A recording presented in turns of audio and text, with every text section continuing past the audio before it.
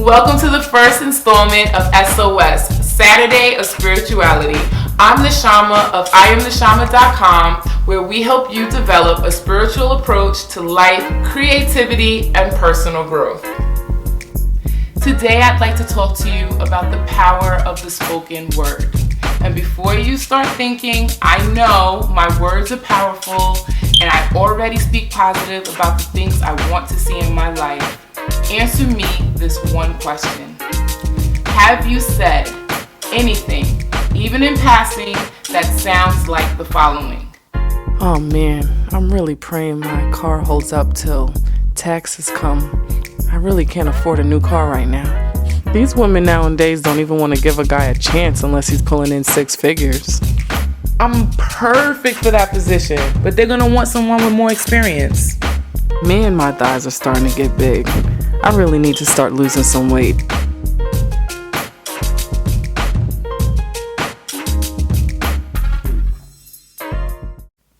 If you're anything like me, this sounds very familiar. Winston Churchill has a quote. It is always easier to discover and proclaim general principles than to apply them. Which basically means you know about electricity and you can tell people about what it is and about what you can do with it, but when it comes to making a bulb and making it light up, that's when it gets a little bit tricky. This is because understanding informs application. So yes, we've heard it a million times. Speak today what you want to see in your tomorrow. Life and death is in the power of the tongue, and the universe is not biased, so watch what you say. And we know it's true. But knowledge isn't life-changing. Application is. And how can we apply what we don't understand?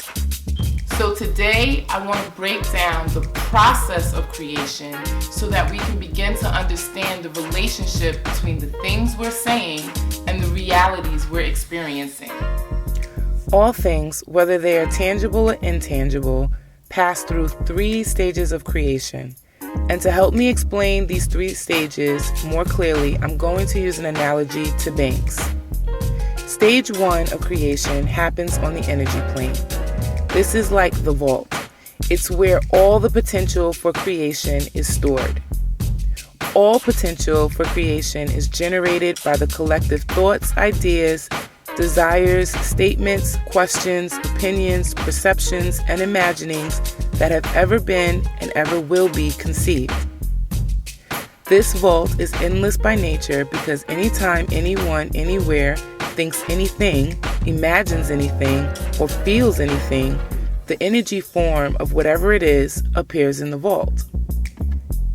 Now, most people think that what I just described as the vault that stores all the potential for creation is the spiritual plane, but it's not.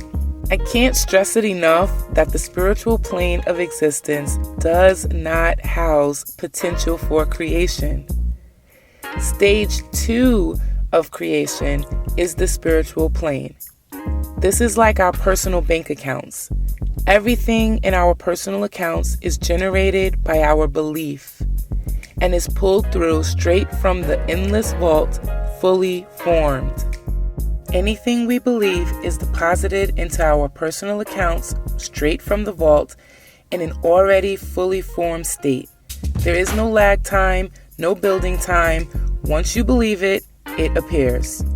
This is without any regard to whether it is good or bad, negative or positive, because the spiritual plane is not bound by our labels, and it does not interpret our beliefs for us. It only executes them.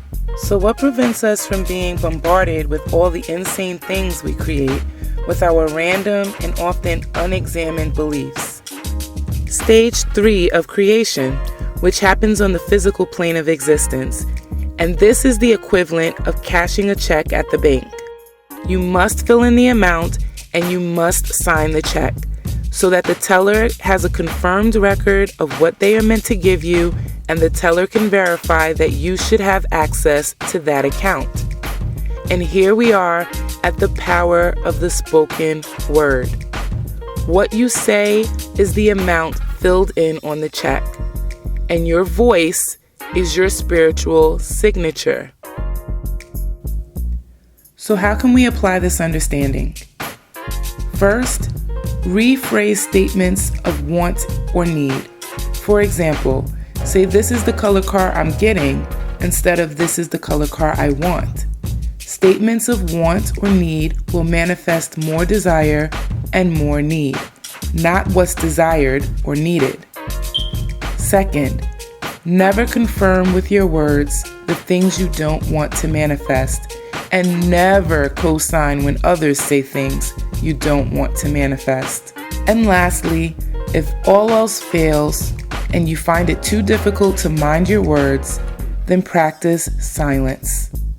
Saying nothing while you're working on your belief may just be better. Thank you for watching the first episode of SOS, Saturday of Spirituality.